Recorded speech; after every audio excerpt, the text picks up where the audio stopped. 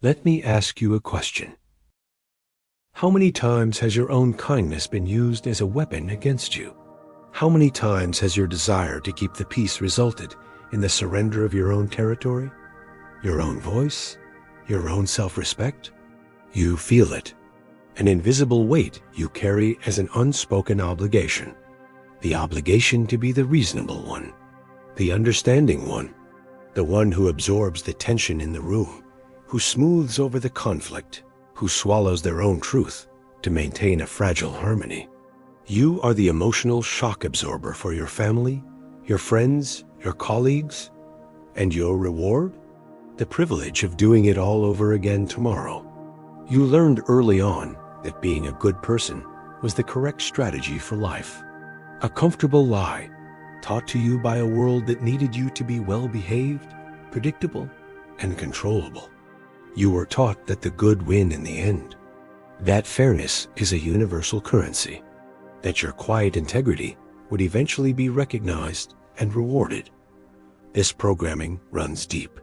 It's a comforting narrative, a moral fairy tale where virtue is its own reward. But a cold suspicion has begun to creep into your mind like a spreading crack in a foundation. A suspicion born from 1,000 tiny cuts of disrespect that the rules of the game are not what you were told. You give, and they take more. You yield, and they advance. You are kind, and they see it not as strength, but as an opportunity, a vulnerability to be exploited. You are tired of explaining yourself, tired of justifying your boundaries, tired of hoping to be seen. And you are here because you are starting to suspect that this goodness is not a virtue. It is a cage. A beautifully decorated cage, perhaps with bars of politeness and locks of social approval, but a cage nonetheless. This is the diagnosis of your pain. You are suffering from the good slave syndrome, a psychological prison built with the poisoned compliments of others and cemented by your own fear of conflict. It's a state of being that keeps you perpetually weak, exploitable, and resentful. But what if I told you there is a way out? Not by becoming cruel or cold, but by becoming strategic. What if I told you there is a forbidden knowledge, a 500-year-old code written by a man who saw the world not as it should be, but as it truly is? A man whose name has become synonymous with evil, precisely because he dared to tell the truth about power. Today, we do not offer you comfort. We offer you a blade. We will deconstruct the psychological trap of being good and give you the Machiavellian tools to forge your own power. It is time to break the chains. The good person trap. To understand the nature of your prison, we must turn to its most astute architect, Niccolò Machiavelli. History has painted him as a devil, a teacher of tyrants. This is a profound misunderstanding, a caricature perpetuated by those who profit from your naivety. The powerful have always feared a populace that understands power. Machiavelli was not a moralist. He was a political scientist, a doctor of human nature. He held up a mirror to the world, and the world, horrified by its own reflection, called the mirror evil. He did not write about how people should act. He wrote with brutal surgical honesty about how they do act. And his core, counterintuitive thesis shatters the foundation of the good person trap. The world does not reward your intentions. It rewards your perceived power. Your kindness, your fairness, your integrity, they are invisible to the world's primal calculus of power. People do not react to who you are on the inside. They react to the consequences you represent on the outside. They are driven by their own interests, their own fears, their own appetites. To expect them to prioritize your virtues over their needs is the height of strategic folly. To break free, you must understand the three fundamental weapons you have unknowingly surrendered. We, at the Thinker's Codex, call them the three weapons against naivety. The first weapon, the blade of consequence. Think of your personal boundaries as a nation's border. A border without armed guards, without checkpoints, without the credible threat of a response, is not a border. It is a line on a map, a suggestion, an open invitation for invasion. Your no without consequence is just a sound. Your displeasure without action is just a mood. When you consistently fail to enforce your boundaries, when a colleague takes credit for your work and you respond with silence, when a friend repeatedly cancels plans at the last minute and you say, "It's okay," you are actively training them how to treat you. This is simple conditioning. You are rewarding their negative behavior with a lack of negative consequences. You are teaching them that your words have no weight and your time has no value. The world is governed by incentives and disincentives. By being endlessly understanding, you remove the disincentive for others to treat you poorly. You become a risk-free target. True respect is not given freely out of moral goodness. It is a rational, calculated response to the presence of a credible consequence. It is the silent understanding that crossing a certain line will incur a cost. Because it is not about seeking conflict. It is about making the cost of disrespecting you higher than the cost of respecting you. It is about making respect the path of least resistance for others.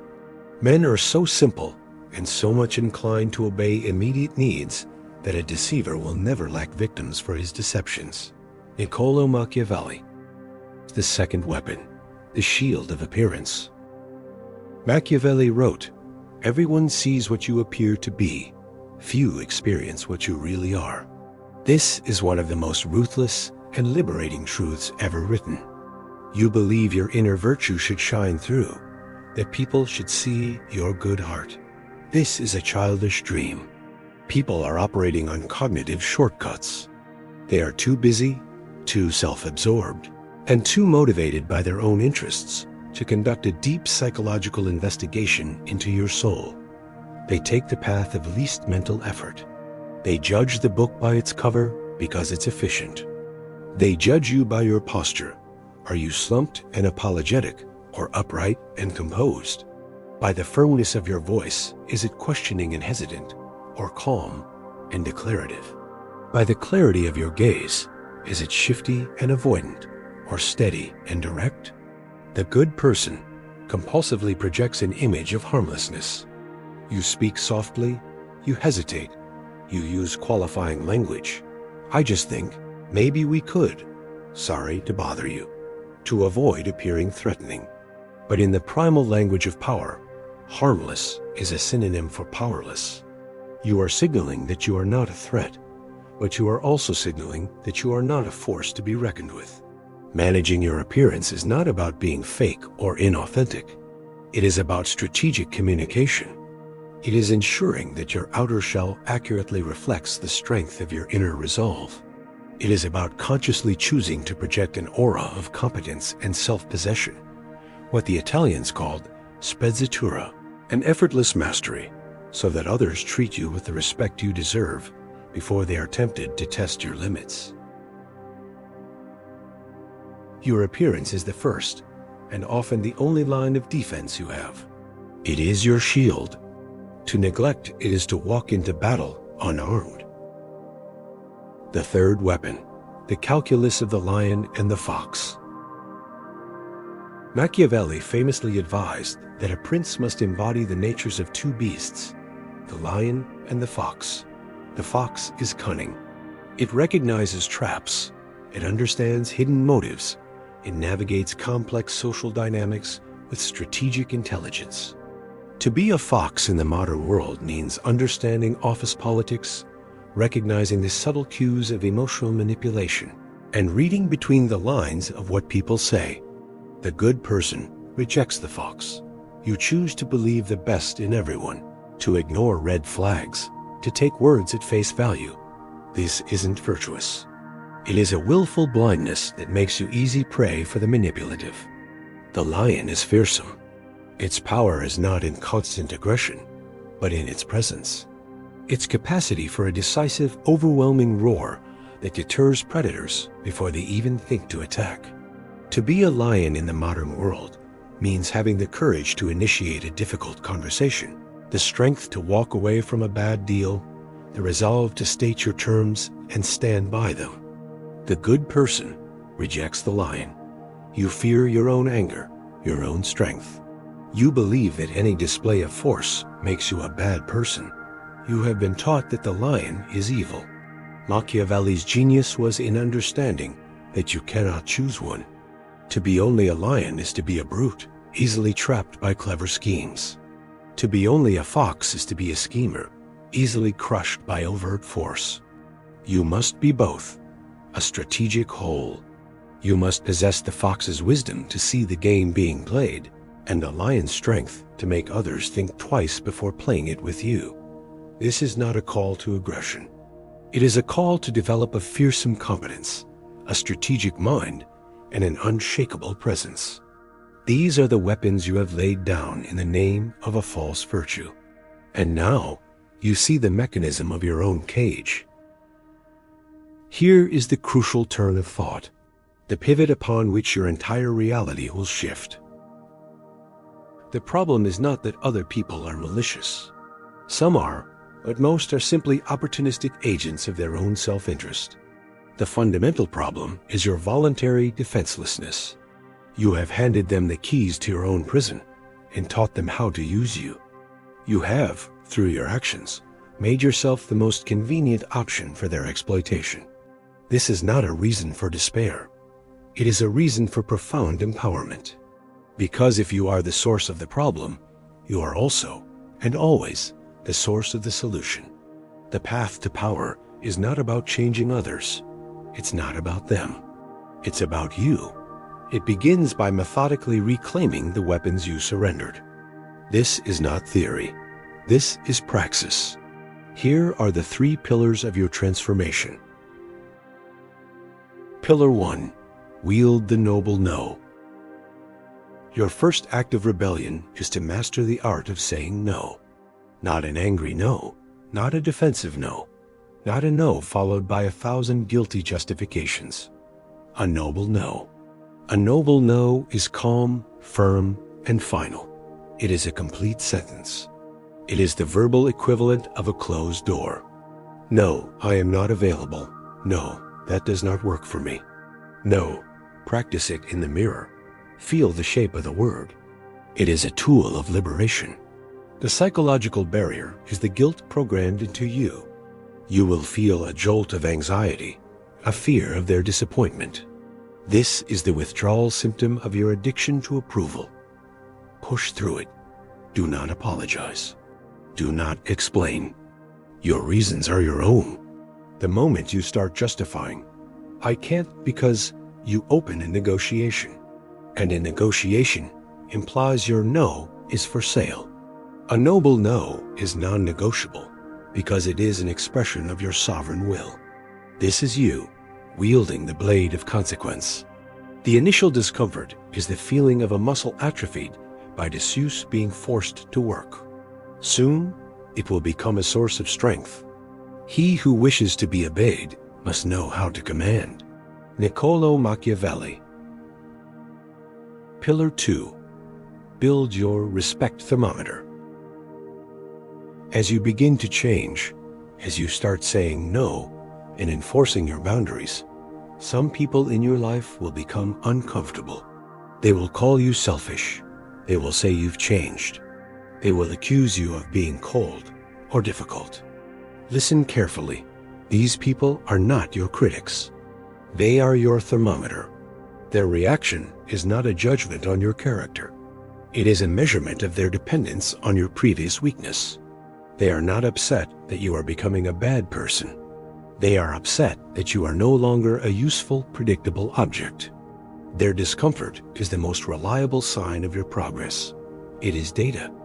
This is you, employing the cunning of the fox. Your task is not to argue or defend yourself. That is the old pattern. Your task is to observe, to note their reaction, and to understand its source. Do not absorb their discomfort. Simply recognize it as the price of your own freedom. Their resistance is proof that your new borders are being recognized. Welcome it. It is the sound of your cage beginning to rattle. Pillar 3. Replace the need for approval with a commitment to authenticity. This is the final and most profound step. The need for external approval is the central pillar of your prison. It is the external locus of control that renders you a puppet. You must starve it to death. You achieve this by consciously and deliberately shifting your loyalty. Your loyalty does not belong to the image others have of you. It does not belong to their comfort or their expectations. Your ultimate loyalty belongs to your own truth, your own peace, your own sovereign self. This is you, embodying the lion, not through roaring, but through an unshakable inner foundation. True authenticity in this context is not blurting out every thought. It is the alignment of your actions with your core values and your long-term vision for yourself. It means asking one question before you act. Does this serve my peace, my strength, and my purpose? Not, what will they think of me? When you act from this internal locus of control, you may displease some, but you will attract the respect of those who matter. More importantly, you will finally begin to respect yourself. This is the kind of respect no one can give you, and no one can take away. It is forged in the silent, internal crucible of self-liberation. For years, you have been playing a rigged game with a rulebook designed to make you lose. You were told to be harmless in a world that respects only strength. You were told to be selfless, which only taught you to devalue yourself. You were told to be good, which only made you a better victim. That game is over. The moment you see the rules, you are no longer obligated to play by them. The choice before you now is brutal, clear, and absolute. You can continue to live in the decorated cell of the good person, applauded for your harmlessness, predictable in your submission, and dying a slow death of 1,000 resentments. You can choose that comfortable lie, or you can wake up.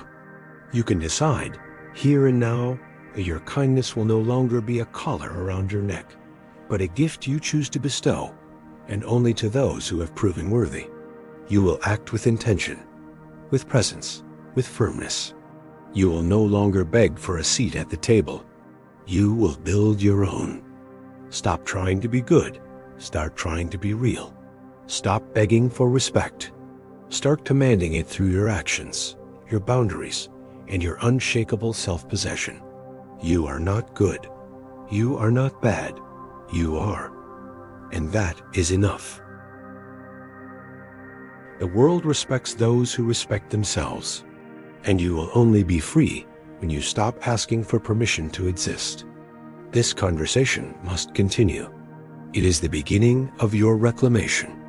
If you are ready to abandon the cage of the good person and begin forging your own fortress of self-respect, if you are ready to accept this truth and integrate it into your very being and make a declaration, join the others who are on this path.